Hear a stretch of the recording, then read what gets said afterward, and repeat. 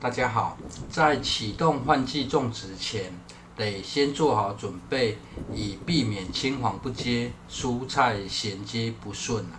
暑假的大作虹溪蓄水池的运作，到目前为止，自动换水的办法算是非常顺利。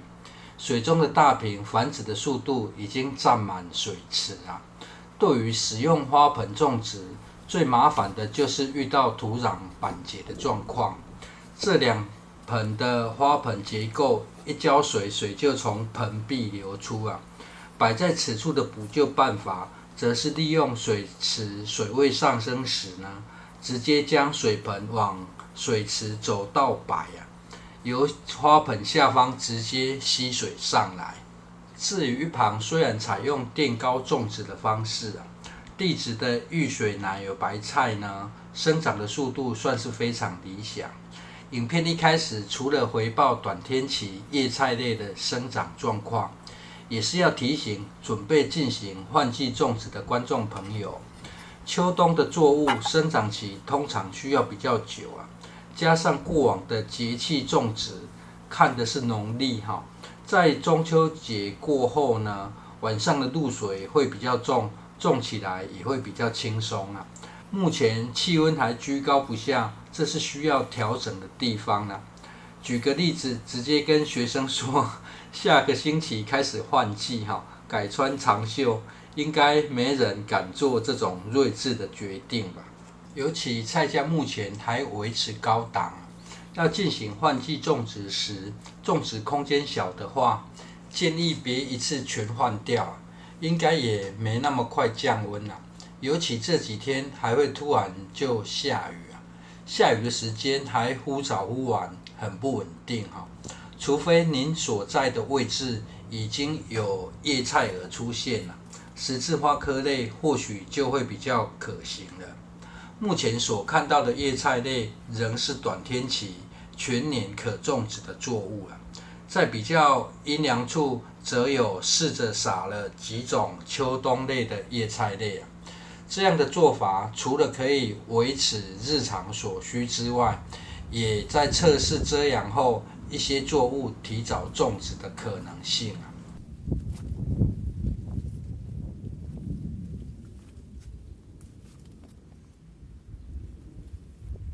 而台风倒塌后的棚架，只要有稳定的日照，这各一颗的豇豆与苦瓜也还很有求生意志啊，算是很可以提供稳定的采收量，因此也就只能把棚架收掉的时间往后挪移啊。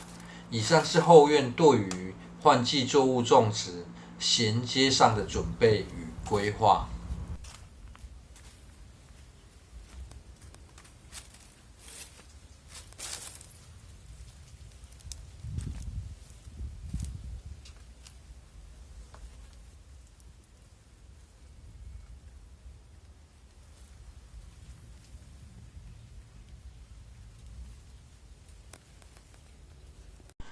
下楼时发生了让人傻眼的事情啊！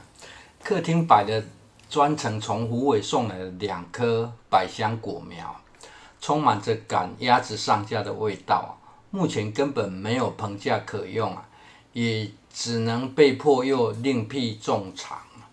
由于目前天气还非常热几经考量后，决定将棚架往外围移动这大概继蓄水池后，赶在暑假结束前的第2个企划。这个位置古早的时候，经由考据是一间鸡舍取水相对困难，得超过5步的路途但是相对将鸡舍复刻回来的难度也就还好。在避免闲置长草考量下，原本是选择种植韭菜跟葱也是在多雨的季节克服掉蝸牛的困扰，而这位置还是后院唯一有铺设水泥的地面最早期搭设的棚架呢，却可以顺利度过台风侵袭当初锯开主管制作卡榫的效果算是很成功，不过既然要重整此处优化环境，随着经验的累积，拆除重新搭设会是比较好的选择。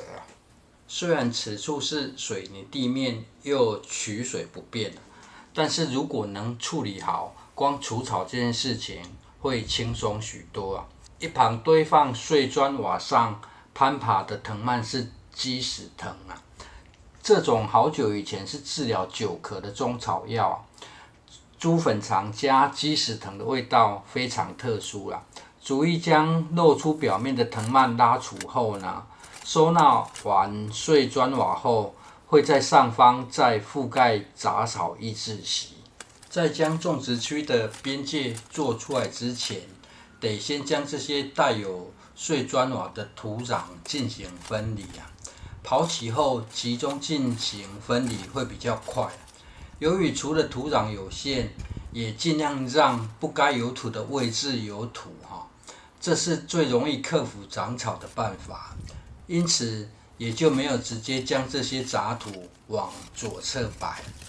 分离过程只需要将颗粒大的碎砖瓦挑出，剩下的杂土用来填补低洼处的下层土壤，算很不错用。由于此处有高低落差，靠墙边地势比较低，便于排水。地势低的位置就是容易长草、不好清理的位置。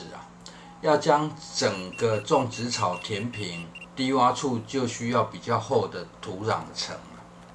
先将边界做出，也会更容易知道需要多少的土壤量。边界做完后，清理出来的土壤就往下层摆。这种土壤虽然带有草籽，但是进入封闭空间内就会好处理许多。下方回填后，地砖的状态就出来了。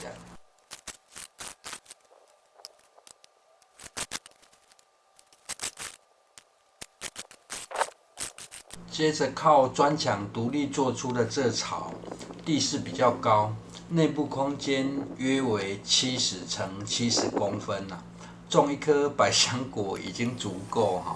独立出来的原因只是不希望根系到处乱窜。先在槽内底层的外围铺上甘蔗渣，这些是取走酵素后所留下的甘蔗渣。摆在四周，则是不希望百香果的根系太早接触到。另外，再覆盖上2桶的腐殖土，后续再挪移一旁的净土覆盖在上层。由于这得边移植边挪土，有兴趣的观众朋友欢迎继续看下去。这种修整种植环境后续的发展，其实蛮有趣的啦。目前规划的做法，个人是觉得也有不少的建设性。谢谢收看。